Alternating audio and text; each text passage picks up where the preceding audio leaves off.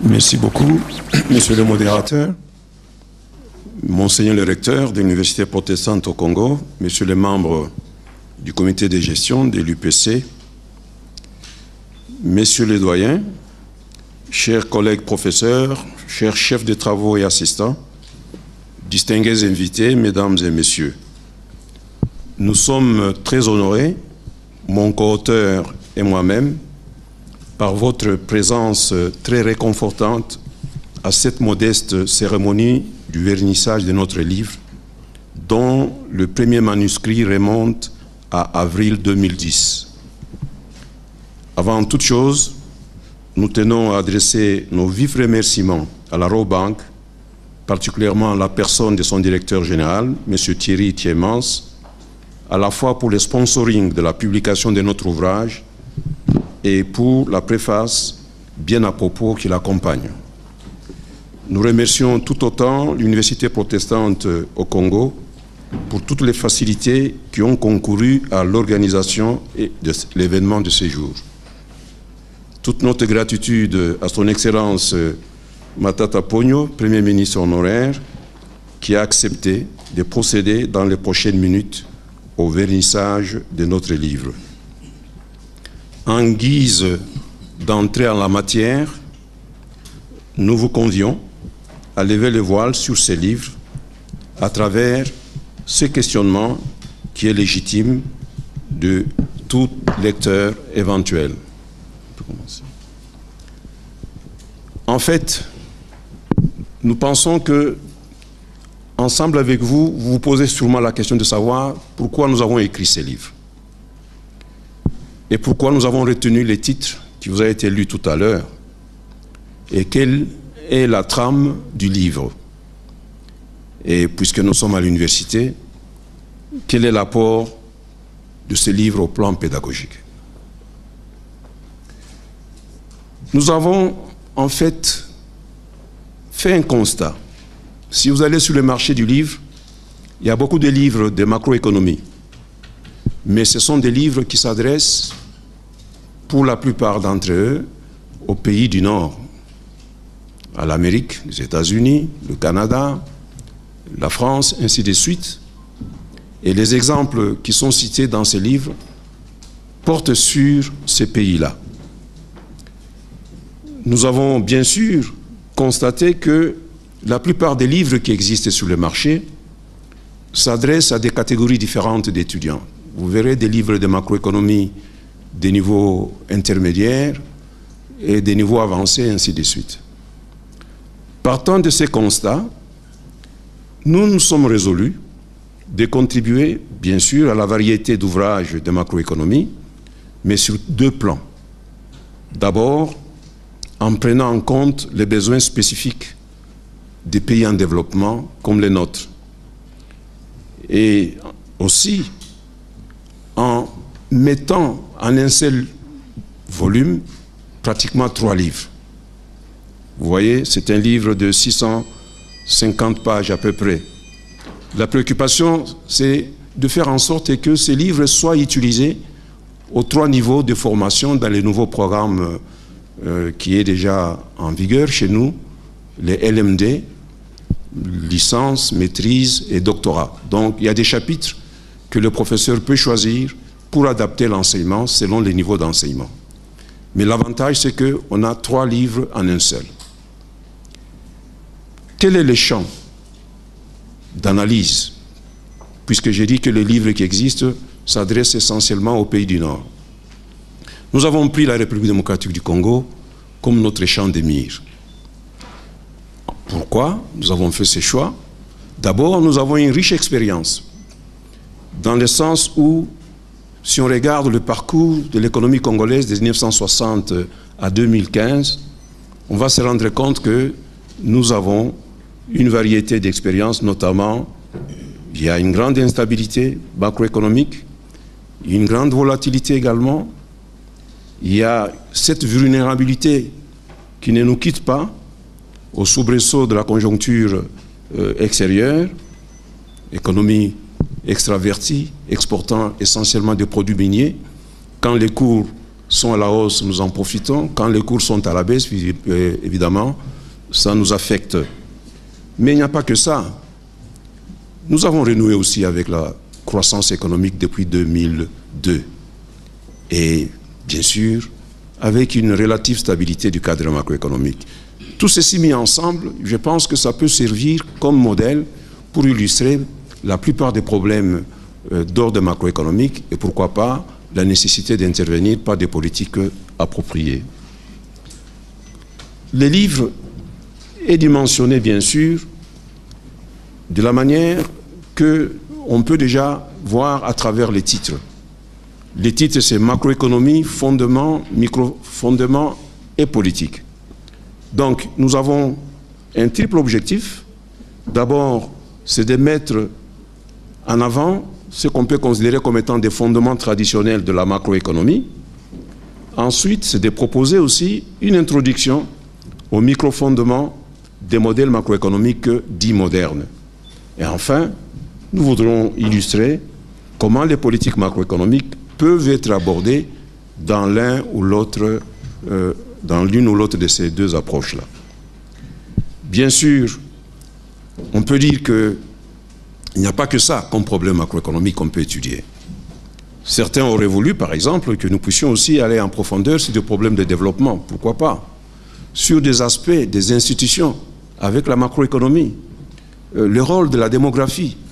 Mais vous vous rendez compte, si nous avions à prendre tout cela, ça encore 5 autres années et peut-être un volume 3 fois plus grand que celui que nous vous proposons aujourd'hui. Donc, nous avons dû faire un choix.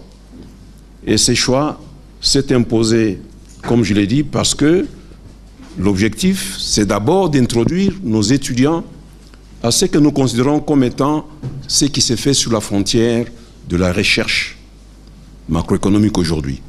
Ça serait malheureux que nos étudiants qui partiraient d'ici pour d'autres cieux se retrouvent finalement, je dirais, perdus, parce que la macroéconomie que nous enseignons ici n'est pas celle qu'ils vont rencontrer en Europe, au Canada et ailleurs.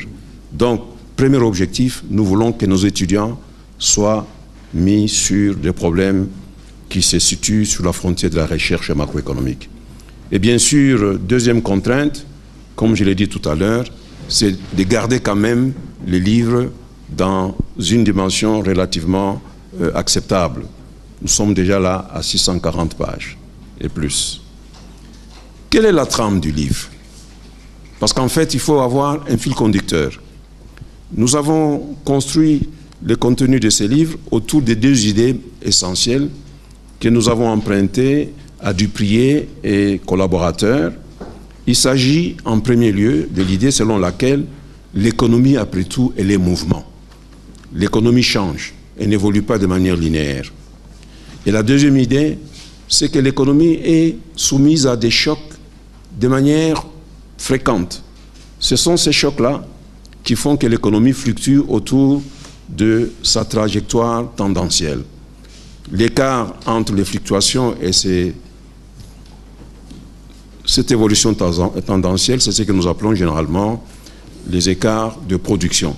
Voilà, donc juste pour vous donner une idée, sur l'écran, vous avez à gauche l'évolution au-dessus de l'économie congolaise de 1960 jusqu'à 2015, qui était la dernière année où nous avions des données. Et en bas, vous avez l'évolution de l'économie américaine. Vous pouvez voir que l'évolution de l'économie américaine donne une tendance croissante pratiquement régulière. Et si vous regardez l'évolution de l'économie congolaise sur une longue période, il y a eu un premier moment de croissance et puis nous avons connu une grande chute dans les années 90. Et bien sûr, comme je l'ai dit tout à l'heure, en 2002, la remontée a commencé. Mais ça, c'est la tendance à long terme. Si vous regardez à droite, au-dessus, c'est bien sûr l'économie congolaise et en dessous, l'économie américaine. Vous aurez constaté que l'économie congolaise a connu beaucoup de hauts et de bas.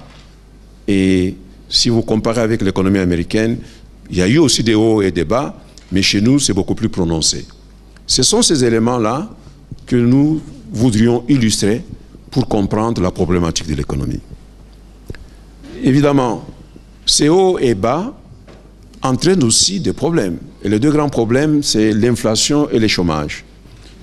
toute la problématique, c'est de savoir quelle serait la meilleure combinaison des politiques pour pouvoir contrôler ces fluctuations et pourquoi pas aussi induire une croissance qui est à la fois durable et forte. Voilà la trame du livre à proprement parler. Je voudrais terminer parce qu'en fait, il s'agissait tout simplement d'élever un coin du voile.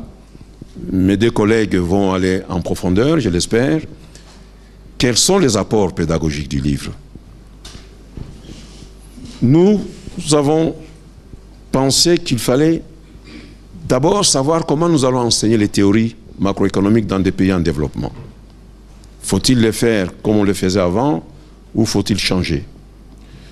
Comment nous allons montrer que les théories que nous apprendrons aux étudiants peuvent effectivement servir comme d'outils d'analyse qui soient à la fois crédibles, mais aussi opérationnels, dans le sens d'améliorer la conception et l'évaluation des mesures de politique économique. Ce sont ces préoccupations-là qui nous ont pratiquement guidés comme enseignants. Visiblement, on peut se rendre compte que pour mieux enseigner, il faut se servir d'une certaine sagesse. Et la sagesse conventionnelle veut qu'une éducation, et surtout une bonne éducation, commence de le bas âge. Et en analyse macroéconomique, je pense qu'il faut commencer par former les étudiants au microfondement pour qu'ils voient comment les microfondements peuvent nous aider à comprendre ce qui se passe au niveau macro. Et d'ailleurs, la nature elle-même, elle fonctionne comme ça. Le corps humain, il a comme élément élémentaire, ce sont les cellules. L'ensemble des cellules constitue les différents organes qui constituent aussi l'ensemble du corps humain. On peut considérer que les fondements microéconomiques, c'est ça, l'élémentaire, qui vient construire tous les corps macroéconomiques que nous avons l'habitude d'examiner. Voilà, il est clair que le schéma là montre comment l'analyse peut être menée, l'apport des différents acteurs. Les principaux problèmes, c'est celui de la croissance, celui de l'emploi, celui de maîtriser les niveaux de prix et pourquoi pas l'équilibre extérieur. Mais comment tout cela se fait? Bien sûr, il y a d'abord le secteur privé qui comprend les ménages et les entreprises, d'une part. Il y a le secteur public qui comprend le gouvernement et la Banque centrale, d'autre part. Voilà les principaux acteurs. Leur interaction, bien sûr, fait intervenir aussi le reste du monde. Mais ce que nous voulons expliquer, c'est d'abord comment chacun des acteurs prend ses décisions et comment l'ensemble de ces décisions culmine pour montrer comment l'économie elle-même fonctionne. Voilà un peu la trame théorique de l'ouvrage. Alors, la plupart des modèles macroéconomiques modernes sont relativement compliqués.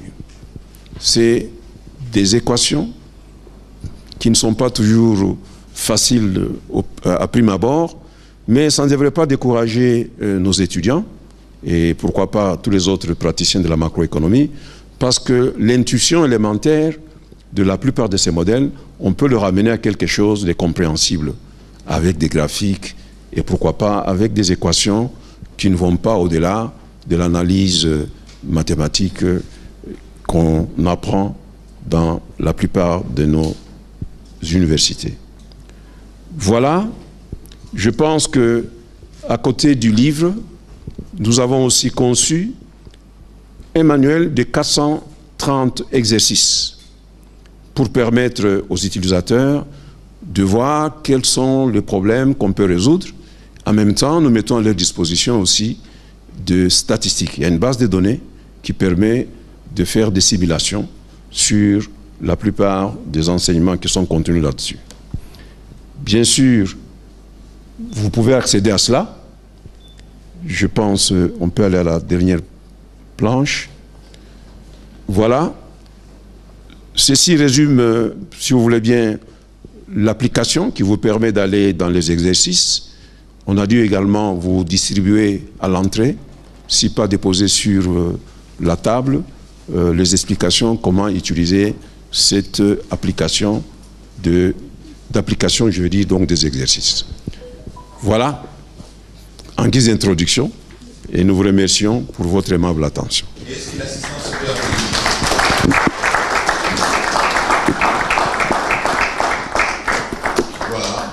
l'anecdote des étudiants se confirme. Lorsque le professeur Kabouya enseigne, il est charismatique. Même les étudiants qui dérangent ces disciplines et suivent les cours attentifs.